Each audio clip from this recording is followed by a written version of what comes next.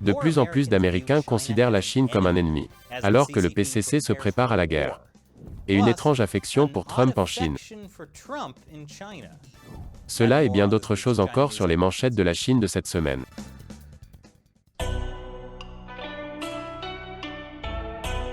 Bienvenue à Chine non censurée, je suis Chris Chappell. Après des décennies de lutte sans merci du Parti communiste chinois contre les États-Unis, beaucoup d'Américains en sont venus à considérer la Chine comme un ennemi. C'est ce qui ressort de ce nouveau sondage du Pew Research Center. Environ 9 adultes américains sur 10 considèrent la Chine comme un concurrent ou un ennemi, plutôt que comme un partenaire. Cependant, alors que 53% des conservateurs décrivent spécifiquement la Chine comme un ennemi, seuls 20% des libéraux disent la même chose. Les préoccupations concernant le comportement agressif de la Chine ne sont pas nouvelles. Les responsables de l'armée et du renseignement américain ont mis en garde à plusieurs reprises contre les investissements militaires, la désinformation et l'espionnage et les cyberopérations de la Chine. Je pense que quelqu'un d'autre a aussi mis en garde les Américains contre le Parti communiste chinois. Oui, quelqu'un. Cette semaine, l'amiral Philip Davidson, commandant du commandement Indo-Pacifique américain, a témoigné devant les membres de la Commission des Forces armées du Sénat. Il a déclaré que la Chine prévoyait de dépasser les États-Unis sur la scène mondiale. Eh bien, tout le monde est sur une scène.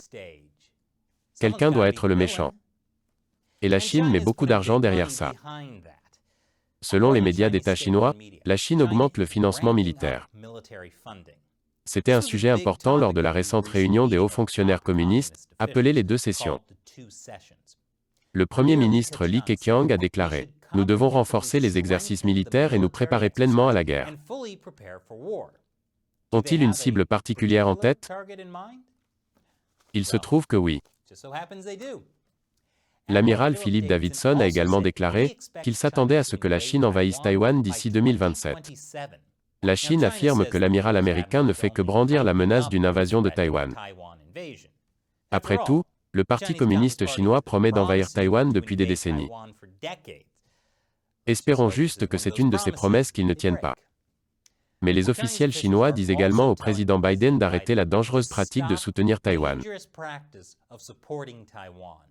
C'est dangereux. Dangereux pour le PCC. Ils ne veulent pas se battre contre l'armée américaine. En ce qui concerne l'action des États-Unis contre la Chine, la secrétaire au commerce de Biden, Gina Raimondo, a déclaré que les tarifs sur l'acier et l'aluminium de Trump étaient efficaces. Le président Biden n'a jamais été clair sur ce qu'il compte faire avec les tarifs douaniers de l'ère Trump sur la Chine. Mais cela pourrait être un signe que les tarifs vont se poursuivre.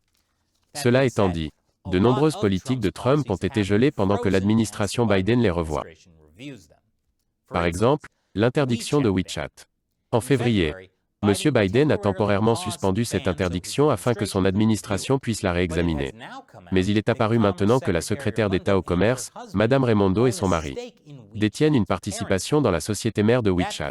Cette société mère est Tencent, l'une des nombreuses entreprises technologiques chinoises, que les États-Unis considèrent comme une menace pour la sécurité nationale et un vecteur potentiel d'espionnage. Comment a-t-elle pu faire ça?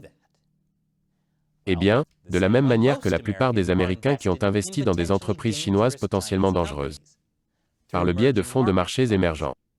Elle et son mari possèdent conjointement des parts de 2 fonds négociés en bourse sur les marchés émergents, qui sont composés de plusieurs actions étrangères, dont Tencent Holdings. Bien sûr, en tant que secrétaire au commerce, j'espère que Raimondo apprendra comment les Américains finissent par soutenir un régime autoritaire qui tue ses propres citoyens pour leurs organes. Et après la pause, le Congrès national du peuple chinois a approuvé de nouvelles règles pour s'assurer que la démocratie de Hong Kong est fermement sous leur contrôle. Bienvenue à nouveau.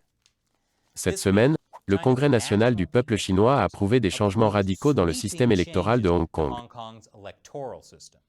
Quels sont ces changements? L'un des changements concerne le mode de sélection du chef de l'exécutif de Hong Kong. Le chef de l'exécutif est comme un gouverneur. Dans le passé, un comité de 1200 membres élisait le chef de l'exécutif. Il est composé de 4 secteurs de taille égale. Le 4e secteur comprend des membres élus du Conseil législatif de Hong Kong et des conseils de district, ainsi que des membres non élus de Chine continentale. Mais cela ne suffit pas au PCC. En vertu des nouvelles règles adoptées cette semaine, le comité électoral sera élargi par l'ajout d'un nouveau groupe de 300 fonctionnaires communistes. Donc, avec l'augmentation du comité électoral de 1200 à 1500 membres. Je pense qu'on peut dire sans se tromper. Hong Kong est maintenant 25% plus démocratique. Et au cas où cela ne suffirait pas à remplir le gouvernement de Hong Kong d'un nombre suffisant de fonctionnaires pro-Pékin, le Conseil législatif de Hong Kong est également élargi. Dans le passé, il comptait 70 sièges, dont 35 élus par le peuple. Désormais, le gouvernement chinois ajoutera 20 sièges supplémentaires, qu'il remplira avec ses propres citoyens. Les représentants élus seront donc toujours en minorité. Et au cas où cela ne suffirait pas à remplir le gouvernement de Hong Kong de suffisamment de fonctionnaires pro-Pékin, un nouveau comité de contrôle sera créé pour bloquer tous les candidats potentiels qui ne seront pas jugés suffisamment patriotiques. C'est ce que les fonctionnaires chinois appellent la démocratie avec les caractéristiques de Hong Kong. Oui, ce n'est pas une blague. Et selon ce rapport, les membres de l'APN ont applaudi le plus longtemps après l'adoption de la proposition électorale de Hong Kong. J'ai l'impression qu'il y a une sorte de citation sur la mort de la liberté, et un tonnerre d'applaudissements qui pourrait s'appliquer ici. Du côté positif, le porte-parole du département d'État, Ned Price, déclare que les États-Unis condamnent les actions de la Chine à Hong Kong. Et les États-Unis s'efforcent également de galvaniser l'action contre les abus du PCC à l'égard des minorités ethniques du Xinjiang. Monsieur Price a déclaré « Je ne pense pas que quiconque soit encore satisfait de la réponse internationale à ce qui s'est passé au Xinjiang. Et c'est précisément la raison pour laquelle nous sommes, à bien des égards, en train de galvaniser le monde, de galvaniser l'action collective, pour faire comprendre que ce genre d'abus contre les droits de l'homme au Xinjiang et ailleurs ne sera pas toléré. » Attendez. Quelles mesures l'administration Biden a-t-elle prises? Qui est galvanisé? Ils sont toujours en train de revoir s'il faut qualifier de génocide ce qui se passe au Xinjiang. Espérons qu'ils y parviendront lors de la prochaine réunion de haut niveau entre les États-Unis et la Chine. Je parlerai de cette réunion après la pause. Bienvenue à nouveau. Jeudi prochain, les hauts responsables de Biden rencontreront leurs homologues chinois pour la première fois. Et ils se rencontrent en Alaska. Pour une raison inconnue. Selon un haut fonctionnaire de l'administration, ils discuteront de tout, de Covid-19 au changement climatique, de Hong Kong, de Taïwan, et de la guerre commerciale de la Chine avec l'Australie. Les États-Unis discuteront également des pratiques chinoises considérées comme préjudiciables aux travailleurs et aux agriculteurs américains, ainsi que du vol de la propriété intellectuelle, du transfert forcé de technologie et des droits de l'homme. Ok, tenir la réunion en Alaska a plus de sens maintenant, parce que les deux parties s'attendent à une réception glaciale. Un groupe bipartisan de législateurs américains a présenté un projet de loi visant à lutter contre le prélèvement forcé d'organes. Il s'agit de la loi sur l'arrêt du prélèvement forcé d'organes, également connue sous le nom de « Je ne peux pas croire que nous devons présenter cette loi ».